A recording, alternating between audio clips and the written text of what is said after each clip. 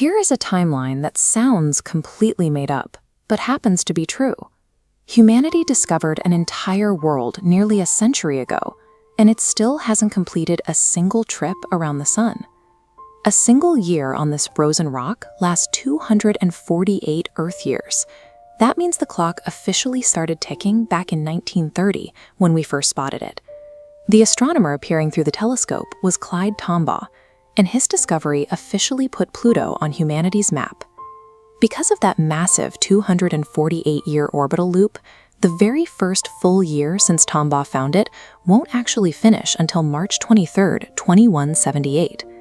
Anyone born in 1930 would have to live nearly 2.5 centuries just to see Pluto celebrate one birthday. Our standard human milestones simply fail when applied to the cosmos. To understand that massive scale, we have to look at this map of the solar system. While Earth zips along its tight, predictable circle near the center, Pluto drags along a wide, distant path through the outer dark. That journey isn't a neat, flat circle. The orbit stretches out into an ellipse and tilts heavily away from the flat disk where the rest of our planets reside. Because of that severe stretch, its distance from the Sun fluctuates wildly. At its closest point, it sits about 30 times farther out than Earth, and at its farthest, nearly 50 times away. It is a sluggish physical reality that sets up a bizarre contrast, a slow-moving world observed by a rapidly changing human civilization. Between 1979 and 1999, that strange orbit created one of the rarest alignments in our solar system. This diagram shows exactly how that happened. Because its path is so stretched out, Pluto actually dipped closer to the Sun than Neptune. The outermost world briefly cut in line to become our eighth neighbor. Then, in 2006, our scientific understanding caught up to us, forcing astronomers to rethink how we map the neighborhood.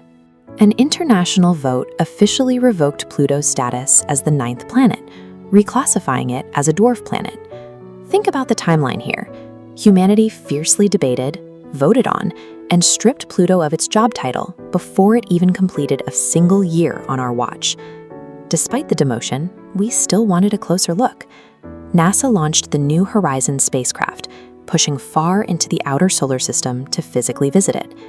In 2015, scientists cheered the successful flyby, officially crossing the last classic planet off humanity's unexplored list. The images sent back revealed a surprisingly active and complex geology, complete with towering mountains and sprawling icy glaciers. But the mission carried something else too. Tucked away inside the probe was a small portion of Clyde Tombaugh's ashes. The man who started the clock back in 1930 managed to make the physical journey to his own discovery years after he passed away, all within a fraction of one Plutonian year. Cities rise and expand. Technologies emerge and vanish. Entire generations live and die in a continuous, frantic blur of human progress. And through all of it, Pluto makes the same uninterrupted crawl around the Sun. It still has well over a century to go before it crosses the finish line of that very first observed orbit in 2178. The people who eventually watch it complete that lap won't be anywhere near the generation of people who started counting. It forces us to confront how brief our individual lives actually are when compared to the vast physical realities of space. We rushed to spot it, argued over its classification, flew a probe billions of miles to photograph it, and demoted it. Meanwhile, Pluto is technically still on lap 1. We build clocks down here to track the seconds and the centuries, but out there in the dark, Pluto measures patience.